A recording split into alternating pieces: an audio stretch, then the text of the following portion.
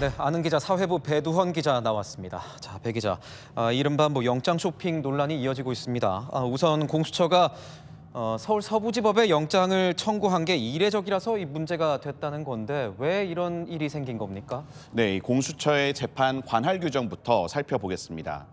이 현행법상 공수처의 관할 법원은 서울중앙지법이 맞습니다. 다만 특별한 사정이 있는 경우엔 예외로 다른 법원을 관할로 할 수 있는데요. 바로 이 단서를 근거로 서부지법을 선택한 겁니다. 윤 대통령 한남동 관저가 있는 용산구는 서부지법 관할 구역이거든요.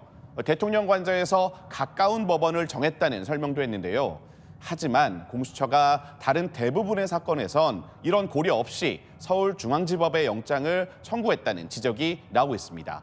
관저와의 직선거리도 따져보면 마포구에 있는 서부지법과 서초구에 있는 중앙지법 거의 차이가 없습니다. 결국 법원을 고른 게 아니냐 이런 지적이 나오는 겁니다. 이런 가운데 공수처가 서울중앙지법에 영장을 청구했다가 기각됐던 사실까지 뒤늦게 알려지면서 의혹이 더 커지고 있는 거죠. 네, 그렇습니다. 공수처는 작년 12월 6일 윤 대통령 등에 대한 압수수색 또 통신영장을 중앙지법에 청구했지만 모두 기각됐습니다. 이틀 뒤에 보완한 압수수색 영장도 발부받지 못했고요.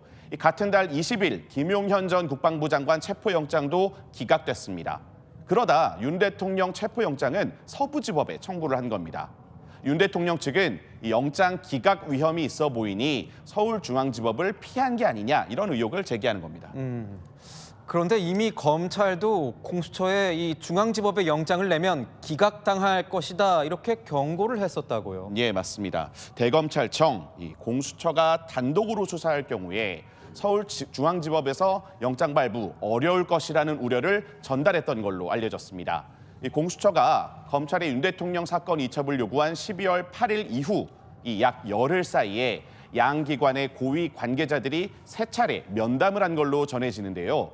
이 자리에서 검찰 고위 관계자가 이 공수처가 윤 대통령 영장을 중앙지법에 청구하면 수사권이 없어 기각될 것이니 검찰과 공동 수사를 해야 한다고 제안했다는 겁니다. 이후 공수처는 서울중앙지법이 아닌 서부지법에 영장을 청구했고 그렇게 해서 첫 현직 대통령 체포영장을 발부받았습니다. 그런데 공수처는 국회의원실에 이 보낸 답변서에 서울중앙지법에 대통령 영장을 청구한 적이 없다 이렇게 답변을 해서 거짓 답변 논란도 있지 않았습니까? 네, 앞서 리포트에서 보신 것처럼 공수처는 주진우 의원실에 중앙지법에 대통령 영장을 청구한 사실이 없다는 답변을 보냈습니다. 공수처의 해명은 이렇습니다.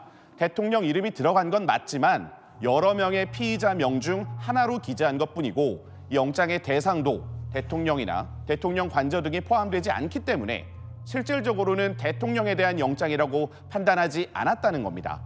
반면 주진우 의원 측은 대통령 이름이 영장에 분명히 기재돼 있는데 청구한 사실이 없다는 답은 거짓말이라고 지적했습니다. 대통령 변호인단은 오동훈 공수처장 등을 허위 공문서 작성 혐의로 고발했고요.